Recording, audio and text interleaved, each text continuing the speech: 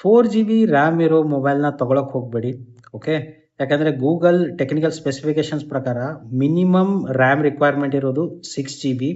ಅದು specially with Google services. Okay, Google services ಇದ್ದರೆ ಮಾತ್ರ ನೀವು ಅದು ಗೂಗಲ್ ಪ್ಲೇಸ್ಟೋರಿಂದ ಆ್ಯಪ್ಸ್ ಇನ್ಸ್ಟಾಲ್ ಮಾಡ್ಬೋದು. ಗೂಗಲ್ ಮ್ಯಾಪ್ಸು ಮತ್ತು ಬೇರೆ ಯಾವುದಾದ್ರು ಡಿಪೆಂಡೆಂಟ್ ಆ್ಯಪ್ಸ್ ಇರ್ತಾವಲ್ಲ ಗೂಗಲ್ ಸರ್ವಿಸ್ ಮೇಲೆ, ಅದನ್ನ ಇನ್ಸ್ಟಾಲ್ ಮಾಡಬೇಕಂದ್ರೆ ಬೇಕೇ ಬೇಕು ಗೂಗಲ್ ಸರ್ವಿಸಸ್ಸು. ಸೊ ಅದನ್ನು ಗೂಗಲ್ ಸಪೋರ್ಟ್ ಮಾಡಬೇಕು ಅಂದರೆ ಮಿನಿಮಮ್ 6 GB ರ್ಯಾಮ್ ನಿಮ್ಮ ಮೊಬೈಲಲ್ಲಿ ಇರಲೇಬೇಕು. ಈಗ ಕರೆಂಟ್ಲಿ ಏನಾಗ್ತಿದೆ ಅಂತಂದರೆ 15,000 16,000 ಮೊಬೈಲಲ್ಲಿ 4 GB ರ್ಯಾಮ್ ಸಮೇತ ಬರ್ತಿದ್ದಾವೆ.